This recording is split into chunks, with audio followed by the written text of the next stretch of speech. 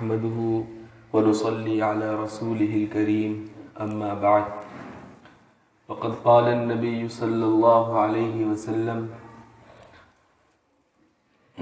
لا يزول قدم عبد يوم القيامة من عند ربه حتى يسأل عن خمس: عن عمره فيما أفناه، وعن شبابه فيما أبلاه، وعن ماله من أين اكتسبه وفيما أنفقه، وعن علمه ماذا عمل به، أو كما قال النبي صلی اللہ علیہ وسلم۔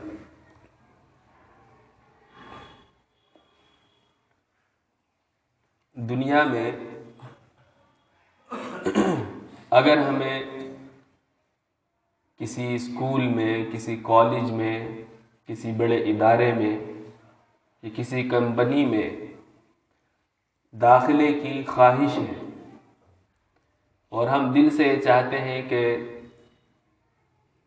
ہمارا اس کمپنی میں یا اس اسکول میں، اس ادارے میں، کسی یونیورسٹی میں یا کسی بھی شعبے میں داخلہ ہو جائے، اور اس شعبے کے مالک نے ایک خاص طریقے کا انٹرویو رکھ رکھا ہے، ایگزام اور امتحان رکھا ہوا ہے کہ جو شخص اس امتحان میں، اس انٹرویو میں پاس آ جائے گا اس کا داخلہ ہو جائے گا،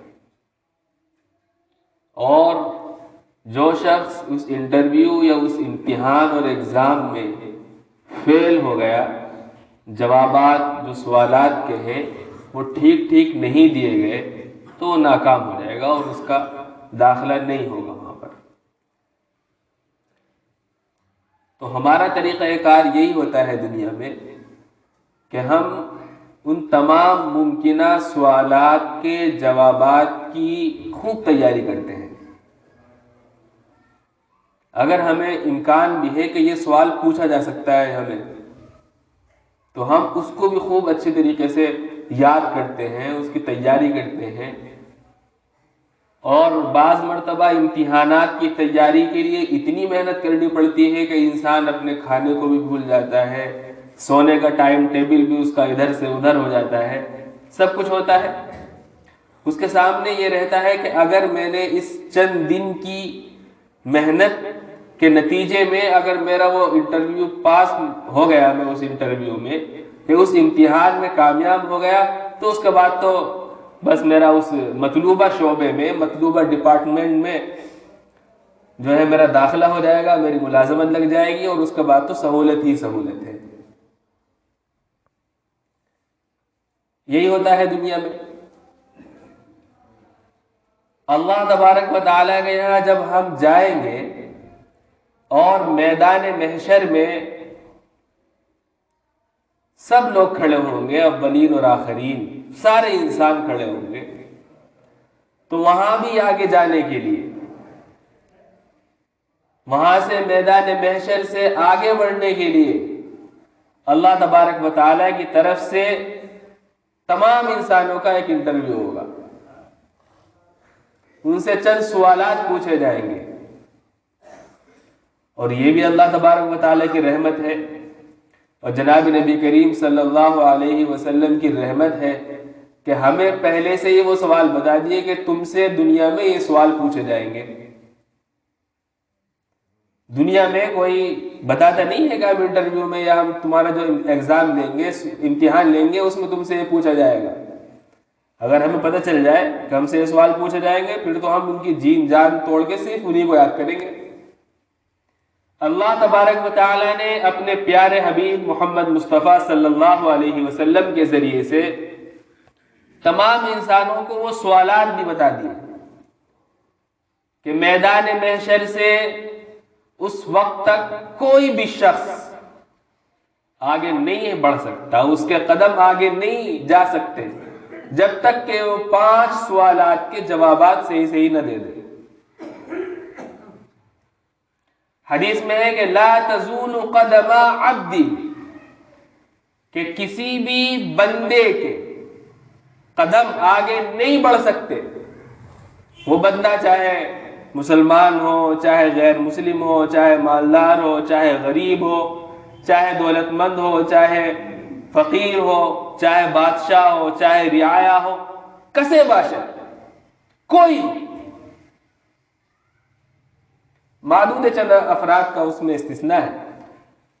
البتہ عام یہی ہے کہ کسی بھی بندے کے قدم میدان محشر سے اس وقت تک آگے نہیں پڑھ سکتے جب تک کہ حتی یسأل عن خمس، 5 چیزوں کے بارے میں اس سے پوچھ نہ لیا جائے۔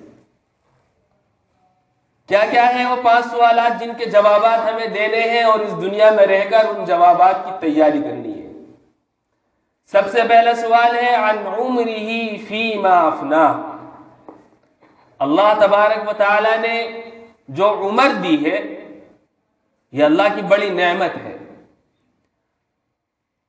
اور نعمت ہونے کے ساتھ ساتھ اللہ تبارک و تعالی کی طرف سے دی ہوئی ایک امانت بھی ہے۔ اس عمر کے بارے میں پوچھا جائے گا کہ عمر کہاں خرچ کی ہے، کہاں لگائی ہے، کہاں فنا کی ہے۔ عن عمرہ فیما افنا،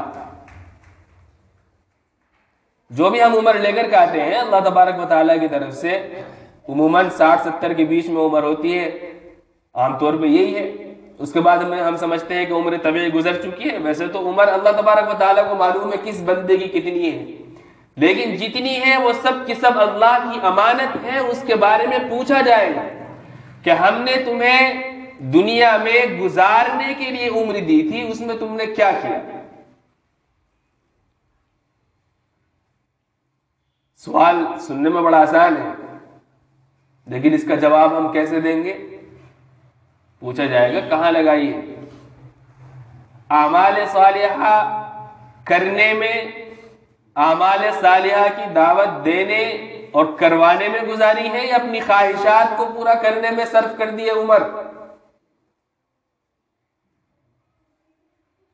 یہ سوال ہوگا، ورنہ واقع تو یہی ہے کہ ہم عمر جو ہے صرف اپنی خواہشات کو پورا کرنے میں، یا صرف کھانے کمانے اور سونے میں، اور صرف مختصر سے جو ہمارے دنیا کے کام ہیں اسی میں لگا دیتے ہیں۔ ہمارے سامنے اپنی زندگی کا مقصد نہیں ہے کہ اللہ تبارک و تعالیٰ نے ہمیں اس دنیا میں کیوں بھیجا ہے، کیا کرنے بھیجا ہے، اور ہمیں کیا کرنا ہے یہاں کا۔ بلکہ اگر میں یوں کہوں کہ کتنے مسلمان ہیں، مثلا ہم ہی یہاں بیٹھے ہوئے ہیں، کتنے لوگوں کے ذہن میں کبھی یہ سوال آیا ہے کہ ہمیں اللہ تبارک و تعالیٰ نے جو عمر دی ہے، جو زندگی دی ہے، کیوں دی ہے؟ وہ کوئی تو مقصد ہوگا۔ انسان کوئی بھی کام کرتا ہے، صرف انسان ہی اگر کوئی کام کرے تو اس کام کے پیچھے اس کا کوئی مقصد، کوئی غرض ضرور ہوتی ہے۔ بلا وجہ اگر کوئی کام کرنے لگے تو کہیں گے کہ تو پاگل ہے، اس کے کام کا کوئی مقصد ہی نہیں ہے۔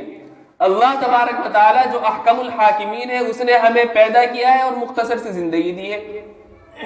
اللہ کا کام عبث تو نہیں ہو سکتا، بیکار تو نہیں ہو سکتا، کسی خاص مقصد کے تحت آپ کو بھیجا گیا ہے دنیا میں۔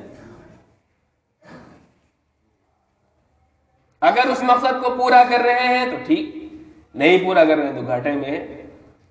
وَالْعَصْرِ إِنَّ الْإِنسَانَ لَفِي خُسْرٍ، تمام انسان خسارے میں، گھاٹے میں، سوائے الذین آمنوا، وہ لوگ جو ایمان لائے، وعملوا الصالحات، اور انہوں نے اعمال صالحہ کیے، وتواصوا بالحق وتواصوا بالصبر، دوسروں کو بھی اعمال صالحہ کی دعوت دی اور خود بھی اعمال صالحہ پر جمے رہے۔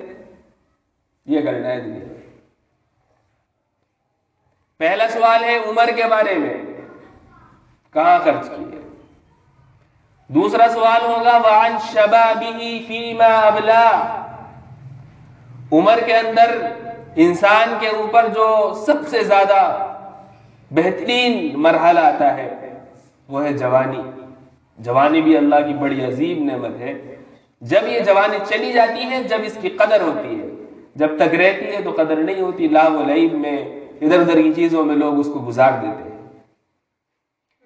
جوانی کے بارے میں الگ سے سوال ہوگا اس کی اہمیت کے پیش نظر، حالانکہ عمر کے سوال میں تو جوانی بھی آ گئی، لیکن جوانی کے بارے میں الگ سے سوال ہے کہ عمر میں ایک مرحلہ آیا تھا تمہارے اوپر جوانی کا، جوانی میں انسان کی تمام طاقتیں کمال پر ہوتی ہیں، عروج پر ہوتی ہیں، ذہن کی طاقت، کھانے کی طاقت، کسی کام کو کرنے کی طاقت، اس کے حوصلے اور ہمت کی طاقت، سب طاقتیں کمال پر، عروج پر ہوتی ہیں۔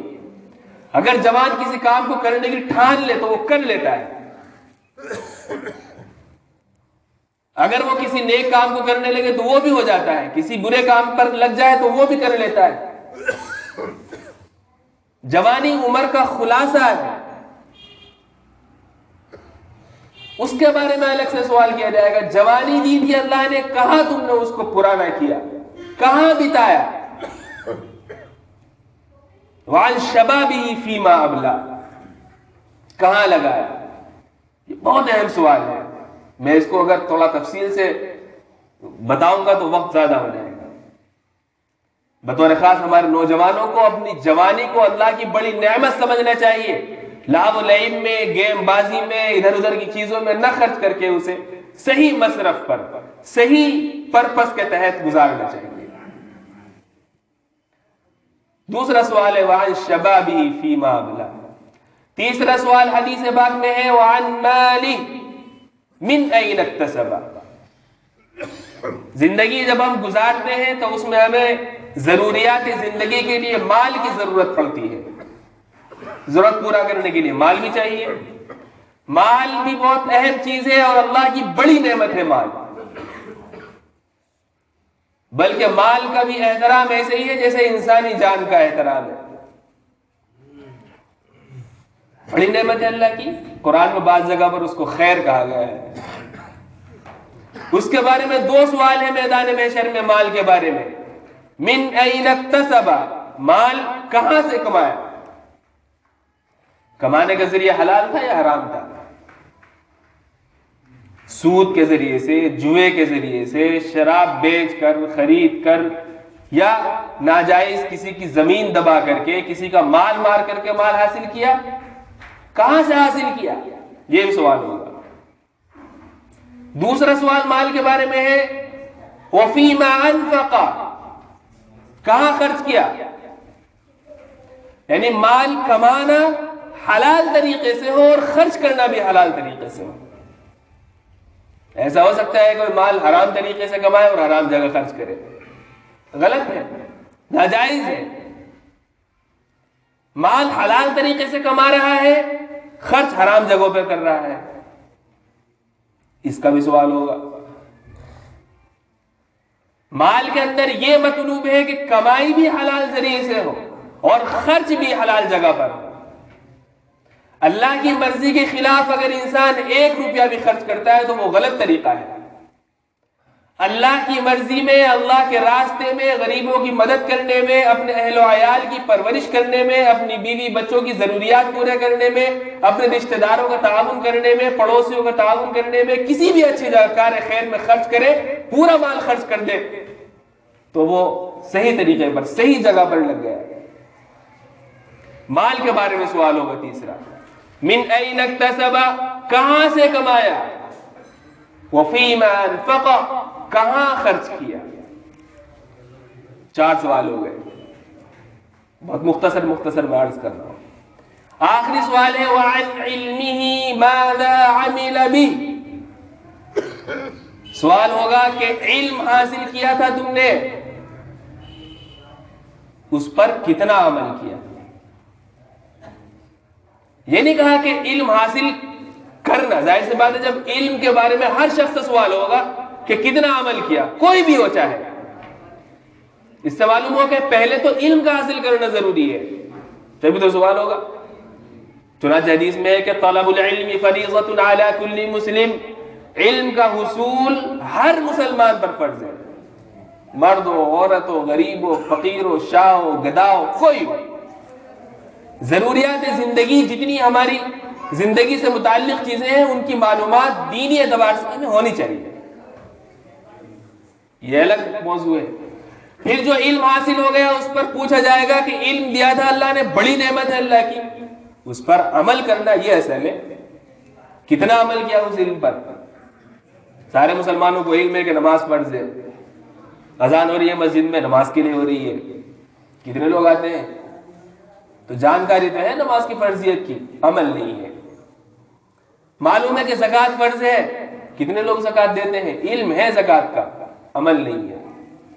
معلوم ہے کہ حج فرض ہے، صاحب نصاب پر نصاب بھی موجود ہے، عمل نہیں ہے، کوئی کوشش ہی نہیں ہے جانے کی۔ معلوم ہے کہ شادی بیاہ میں فضول رسومات نہیں کرنا چاہیے، پھر بھی کر رہا ہے، علم ہے، عمل نہیں ہے۔ بہت اہم سوال ہے۔ میرا یہ 5 سوال ہیں جو میدان محشر میں ہر شخص سے کیے جائیں گے۔ سب سے پہلا سوال زندگی کے بارے میں، عمر کے بارے میں، دوسرا سوال جوانی کے بارے میں، تیسرا سوال مال کے بارے میں، کہاں سے کمایا، چوتھا سوال مال کہاں خرچ کیا، پانچواں سوال ہوگا کہ علم حاصل کیا تھا اور ہر شخص کو علم حاصل ہے، اس پر کتنا عمل کیا۔ اس دنیا میں ہمیں ان سوالات کے جوابات کی تیاری کرنی ہے۔ اللہ ہمیں عمل کی توفیق عطا فرمائے۔ جن حضرات نے سنت نہیں پڑھی وہ سنت پڑھیں، اور آپ سبھی حضرات